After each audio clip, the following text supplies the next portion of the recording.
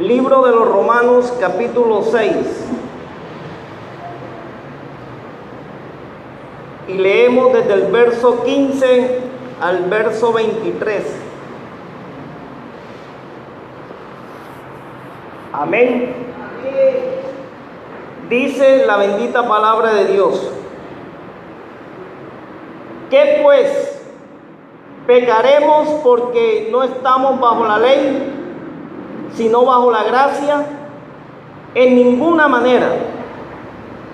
¿No sabéis que si os sometéis a alguien como esclavo para obedecerle, sois esclavos de aquel a quien obedecéis, sea del pecado para muerte o sea de la obediencia para justicia? Pero gracias a Dios, que aunque erais esclavos del pecado, habéis obedecido de corazón a aquella forma de doctrina a la cual fuisteis entregados. Y libertados del pecado vinisteis a ser siervos de la justicia. Hablo como humano por vuestra humana debilidad, que así como para iniquidad presentasteis vuestros miembros para servir a la inmundicia y a la iniquidad, así ahora para santificación presentad vuestros miembros para servir a la justicia. Porque cuando erais esclavos del pecado, erais libres acerca de la justicia. Pero qué fruto teníais en aquellas cosas de las cuales ahora os avergonzáis, porque el fin de ellas es muerte. Mas ahora que habéis sido libertados del pecado y hechos siervos de Dios, tenéis por vuestro fruto la santificación y como fin la vida eterna. Porque la paga del pecado es muerte, mas la dádiva de Dios es vida eterna en Cristo Jesús, Señor nuestro. Amén. El creyente debe ser consciente, hermanos, que viviendo en la gracia del Señor es vivir apartado del mal. No podemos seguir en las mismas andanzas como estábamos en el mundo, igual acá en el Evangelio. No, Señor, no se puede. Pablo le lanza una pregunta a los creyentes, pero en busca de que el creyente pueda pellizcarse y entrar en razón y concientizarse que la vida que tiene en Cristo Jesús debe ser muy distinta a como vivía en el mundo sin conocer del Señor. Debe ser diferente. Si usted practicaba la mentira allá afuera, acá adentro no la va a practicar. Si practicaba el chisme allá afuera, acá en la iglesia no debe existir el chisme. Amén. Sin embargo, existe. Sin embargo, mentimos. No debe existir la murmuración, sin embargo, murmuramos. No debe existir el adulterio, sin embargo, adulteramos. Entonces, ¿qué está pasando en la iglesia del Señor? ¿Qué está pasando en el creyente de hoy? ¿Será que le damos más cabida a las cosas carnales que a las cosas espirituales? Ay, hermano, es que estamos viviendo todavía en esta carne pecaminosa. Y muchos decimos, amén, amén, aleluya. Sí, es verdad. Estamos todavía en esta carne pecaminosa, que siempre vamos a ser tentados a mentir, siempre vamos a ser tentados a murmurar, a chismosear, siempre vamos a ser tocados para adulterar, para hacer todas estas cosas. Pero el que está en Cristo Jesús y ha conocido la verdad del Evangelio, aquel que le ha permitido al Espíritu Santo obrar en su vida, en muchas de esas situaciones, si le pide la ayuda al Espíritu de Dios, el Espíritu de Dios le ayuda en todas esas situaciones. Pero hay muchas de esas situaciones en las que nos vemos involucrados y solo porque queremos hacerla y aún antes de hacerla sabemos que es malo y lo hacemos. En algunas ocasiones para salvar el pellejo nuestro. No, me tocó mentir, no hay de otra. No, me tocó echar un chisme porque no tuve más opción. ¿Cuántos de nosotros no hemos estado en estas situaciones? Todas esas cosas se practican, se hacen. Y Pablo lo que quiere darle a conocer al creyente que bajo la gracia no se practica el pecado.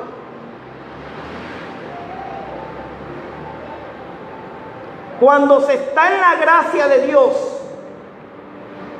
lo que se mira es agradar a Dios y es vivir en santidad. Procurar siempre buscar la santidad. Sí, porque sin santidad nadie verá al Señor. Y si no procuramos por la santidad, nos vamos a quedar, hermano. Para el cielo no vamos. Para la boda del Cordero no vamos. No, que Cristo murió por mí y ya eso es suficiente. No, no es suficiente. Estás llamado a vivir en santidad. Y el único que te puede ayudar a vivir en santidad es el Espíritu de Dios. Sin Él es imposible. Porque Él es el que santifica al creyente. Él, cuando está en el creyente, el Espíritu Santo lo redarguye, lo convence de pecado, de justicia y de juicio. Cuando tú eres seducido a pecar, el Espíritu te dice: no lo hagas. Y tú estás allí, no lo hagas. Y te sientes más tentado, no lo hagas. A veces le hacemos caso, a veces no. Cuando nos vemos enrollados en el problema, entonces allí vienen los lamentos. Y el Espíritu: no te dije que no lo hicieras. Él te redarguye, porque Él busca la santificación. Como Él es santo, Él quiere que su templo sea santo, o sea, tú y yo. Pecaremos porque no estamos bajo la ley, sino bajo la gracia.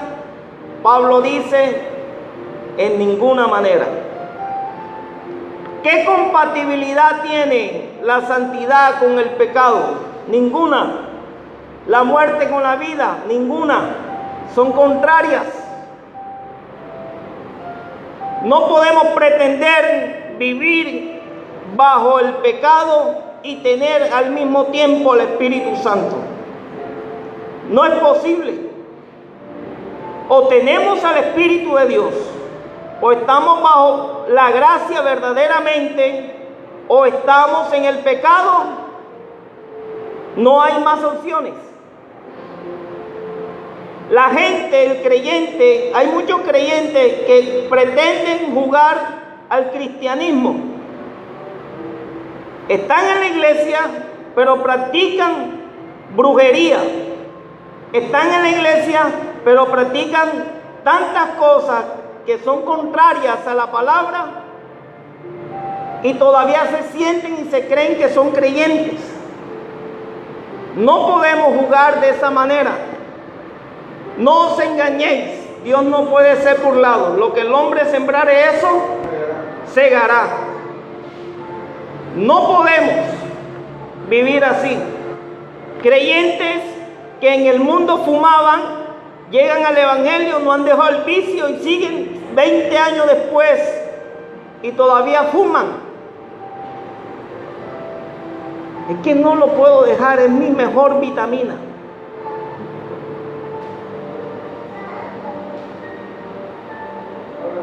Y es lamentable que hoy hay gente todavía batallando de esa manera. Pero ¿por qué se batalla así tanto por un vicio o por una situación como esas? Porque no le hemos permitido al Espíritu Santo obrar en esas áreas de nuestras vidas. En estos días hablaba con un hermano y precisamente estábamos hablando acerca de que si Dios lo llena todo en todo. Y yo le decía, claro que sí. Siempre y cuando tú y yo le permitimos a Dios llegar a todas las áreas de nuestras vidas. Porque hay áreas que le entregamos y hay áreas que no le queremos entregar. Esas son administradas por mí. Señor, te permito administrar estas. Estas no. Negociamos con Dios. Y por eso es que hoy vemos creyentes en la iglesia en donde se practican tales cosas que no van acorde a la gracia de Dios.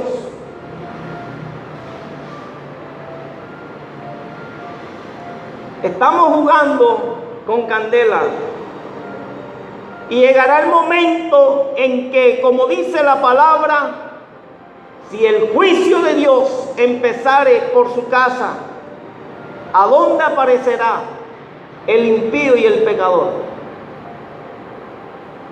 Estamos tranquilos porque no sucede nada. Estamos tranquilos porque en el púlpito nadie cae ahí volteado y muerto. Estamos tranquilos porque no ha habido un Pedro y un Ananías o un Zafira que esté al frente y caiga ahí muerto.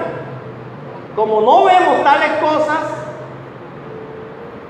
al parecer pensamos que si hago o no hago, está bien.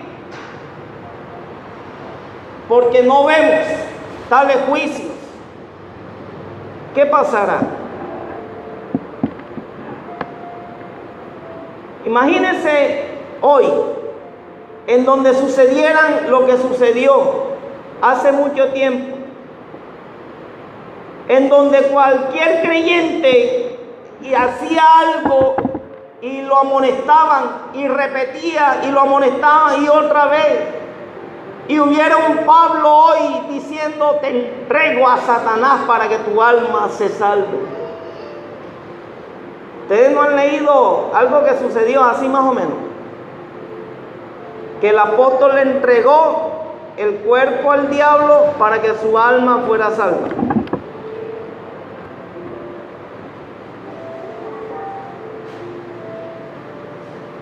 Estamos jugando con candela.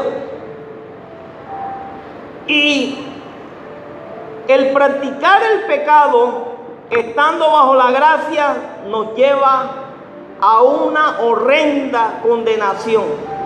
Porque estamos vituperando en gran manera y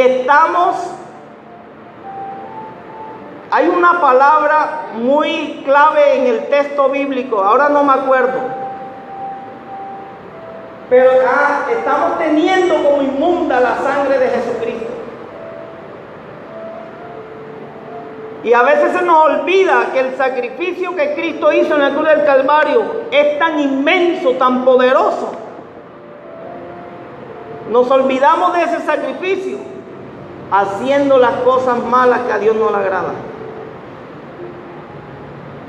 Y estamos llamados a vivir en santidad. La iglesia por la que el Señor viene es una iglesia santa. Si C.S. Lewis no se guarda en santidad, para el infierno va, hermano. Así.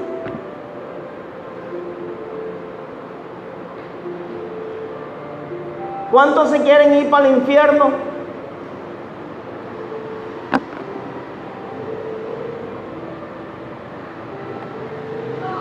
Esa es la realidad. Y es un lugar que está reservado para Satanás y sus ángeles y para todo aquel que lamentablemente está en la gracia pero haciendo sus fechorías. Por eso en aquel tiempo diremos: Señor, Señor, pero si en tu nombre. Señor, Señor, pero si en tu nombre. Señor, Señor, pero si en tu nombre. Y el Señor dirá: no, no te conocí. Al que conoce todo dirá en aquel día: no te conocí.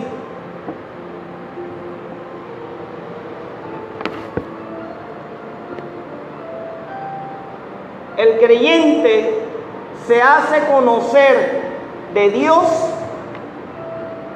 por sus frutos. Jesús dijo: por sus frutos los conoceréis. Y no hay manera de saber si un árbol es bueno sino por el fruto que da.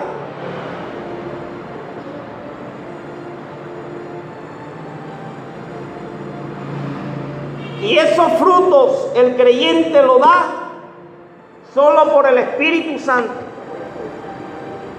El Espíritu Santo, cuando está en la vida del creyente, ese creyente florece y da fruto de santidad, de obediencia, de fe, de mansedumbre, templanza, de amor.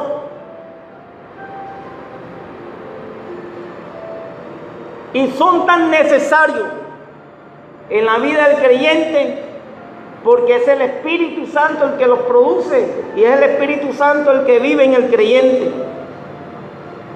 Por eso fuimos llamados por el Señor para andar en una vida conforme a su voluntad, para ser siervos de justicia, como dice el verso 18 del capítulo 6 de Romanos.